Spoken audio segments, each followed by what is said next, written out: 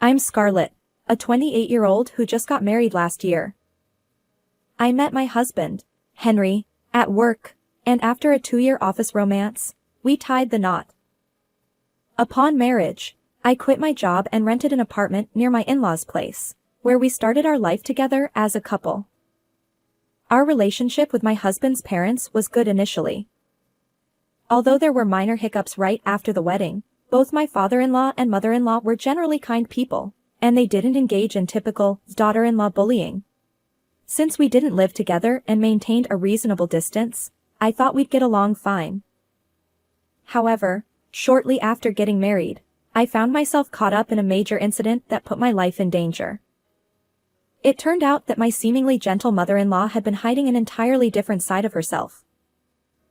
In reality, from the time our marriage was decided until we officially started our newlywed life, there were constant disagreements with my in-laws. The issue arose when we went to announce our marriage, and my mother-in-law insisted on us living together. Both my husband and I wanted to spend our newlywed period alone, so we gently declined her request. However, my mother-in-law had been looking forward to living with her son after his marriage, and she lamented that her future plans had been ruined. She even cried, saying that her joy in old age had been shattered. Thankfully, my husband managed to convince her, and we avoided living together. But I couldn't help feeling anxious about how things would go with my in-laws in the future. I imagined that my forceful mother-in-law would find fault with everything I did. Perhaps she'd pressure us to have children soon. In my mind, she transformed into the stereotypical mean mother-in-law. However, my mother-in-law wasn't as bad as I had feared. Although we didn't live together, we had an agreement to have meals together at my in-laws' house once a week. She never imposed household chores on me and efficiently hosted us. My husband, being the eldest son, didn't face any pressure about being the heir, and they never asked about grandchildren.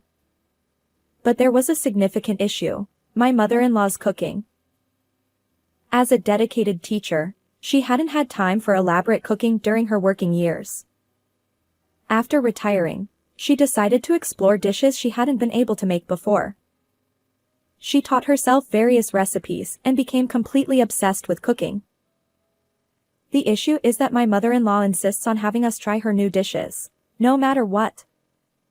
Even though she lives with my father-in-law, he prefers simple, healthy flavors and avoids my mother-in-law's herb and spice-laden creations.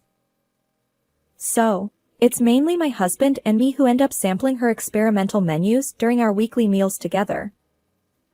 She proudly serves dish after dish, but unfortunately, they're not all delicious. When she asks for feedback, my husband gives honest comments, but as the daughter-in-law, I can't bring myself to say they're terrible. When she proudly claims, "I put extra effort into making these for you," all I can respond with is, "It's delicious." When I try to step into the kitchen and help, my mother-in-law guards her territory, refusing any assistance. Week after week, I endure her cooking. But eventually, my husband, fed up with the awful dishes, bluntly asked her to tone down the experimentation. Perhaps offended by his words, my mother-in-law stopped introducing new dishes during our meals.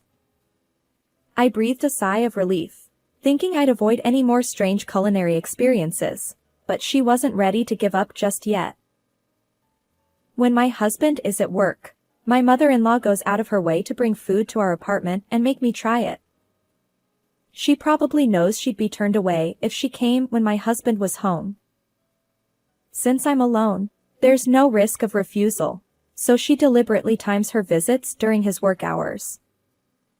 With a triumphant expression, she enters our apartment, insisting that I taste her meticulously prepared dishes.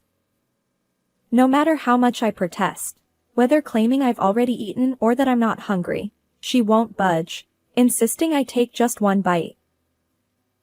I'm not sure if she genuinely tastes her own cooking or if her palate is just off, but her dishes remain consistently terrible. It seems she deviates from recipes, adding her own twists. Her seasoning measurements are haphazard, resulting in overly intense flavors or overpowering spices that leave me choking after a single bite. I wish she'd stick to the recipe, but perhaps she's overly confident in her culinary skills. While I've endured her surprise visits, my patience is wearing thin. I can't be cold and turn her away, especially considering our relationship with my in-laws. Yet, there's a limit to how much I can tolerate. The frequency of my mother-in-law's visits gradually increased. Initially, it was about once a week, but eventually, she started coming every other day. Feeling stressed and at my wit's end, I confided in my husband. He was surprised and wondered why I hadn't told him sooner. He sternly warned my mother-in-law and emphasized that I didn't have to endure her cooking. He instructed me to contact him if she showed up uninvited again. After that scolding, my mother-in-law stopped coming abruptly, and I regained peaceful days. According to my father-in-law, even at their home, she stopped experimenting with strange dishes. Perhaps she had indeed reflected on her behavior. I realized my husband was right. I should have consulted him earlier. However, my mother-in-law wasn't one to be discouraged so easily. Exactly at noon, the doorbell rang, and to my surprise, my mother-in-law stood there holding a pot. My spine felt like it was freezing. I immediately reached for my phone to seek help from my husband, but unfortunately, he was away on a business trip that day, and I couldn't reach him right away. My mother-in-law seemed well aware of my husband's work schedule. She must have deliberately chosen the day of his trip to visit. With a beaming smile, she said, "I've made an authentic curry, and I'd love for you to try it, Scarlett." Despite feeling desperate, I suddenly thought I'd be okay this time. After all, curry has strong flavors naturally, so even if my mother-in-law had added extra seasonings, it wouldn't bother me too much. I decided to endure and began eating the curry she served, hoping she'd leave soon. She watched my reaction with a smile. The first bite tasted slightly bitter yet sweet, with a medicinal undertone, but it was bearable. I washed it down with tea. When she asked if I wanted seconds, I declined politely, claiming I was full. Satisfied that I'd eaten at least one serving, my mother-in-law left in a good mood. Being caught off guard by weird curry was better than enduring hours of shouting after resisting. Little did I know that I'd deeply regret sympathizing with my mother-in-law later. That evening, while shopping at the supermarket, I suddenly felt breathless and collapsed right there. I couldn't stand up straight, swaying with dizziness, and my limbs went numb. People around me noticed and called a store employee.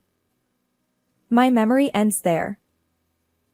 When I regained consciousness, I was in a hospital bed, with my worried husband looking down at me. Apparently, I had been urgently transported to the hospital after losing consciousness at the supermarket. The store employee had called an ambulance, and luckily, an acquaintance who happened to be shopping at the same time contacted my husband. He rushed over from his business trip. I couldn't fathom why I had suddenly collapsed. I had no pre-existing conditions, and until the day before, I felt perfectly fine. However, the doctor's explanation shed light on everything.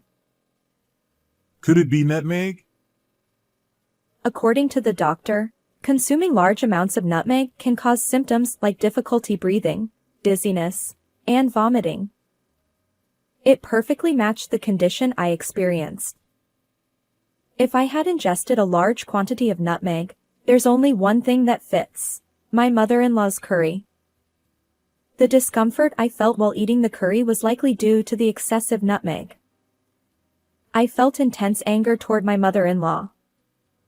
Enough is enough. I asked my husband to bring her to the hospital. And I requested that my husband bring the curry my mother-in-law made for lunch and all the spices she used. After a while, my husband escorted my in-laws to the hospital room. Scarlett, are you okay? He approached me with a worried expression. In stark contrast, my mother-in-law stood there, looking sulky. My husband showed the doctor the pot of curry he had brought, just as I had instructed.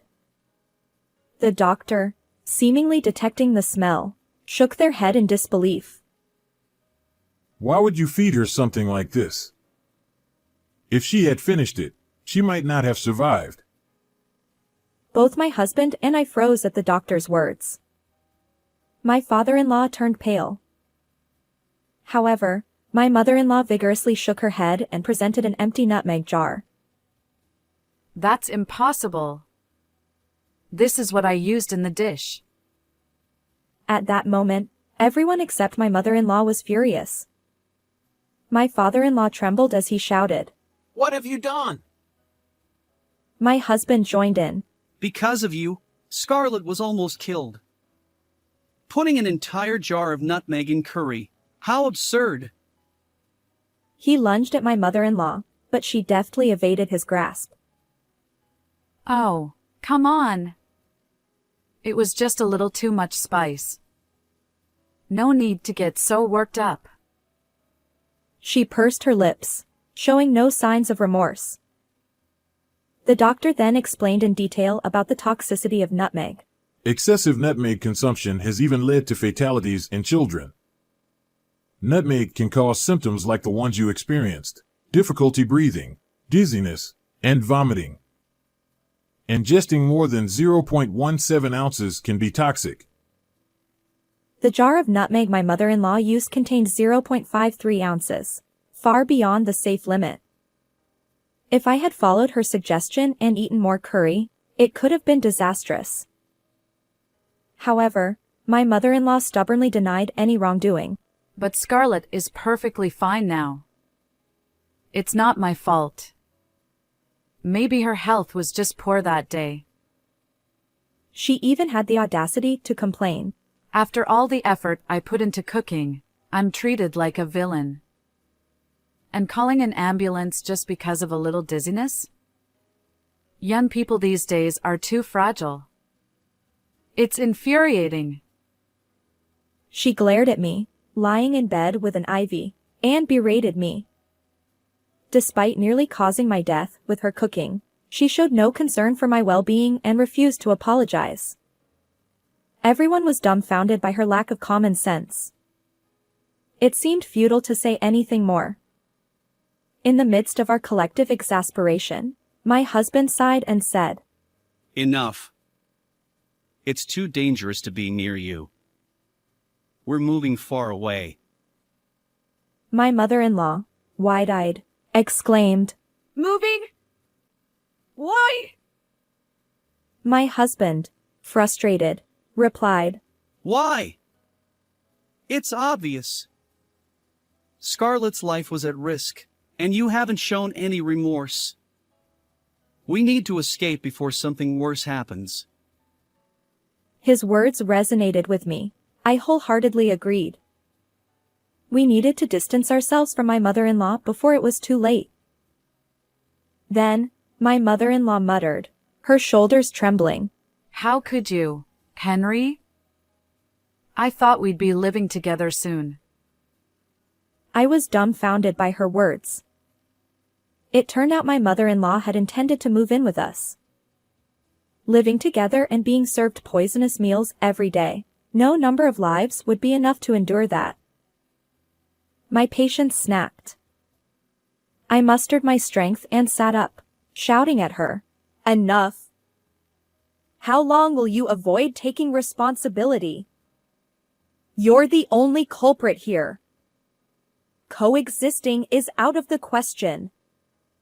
I don't want to see your face anymore. Consider our ties severed. My forceful words surprised my mother-in-law. Scarlett, please.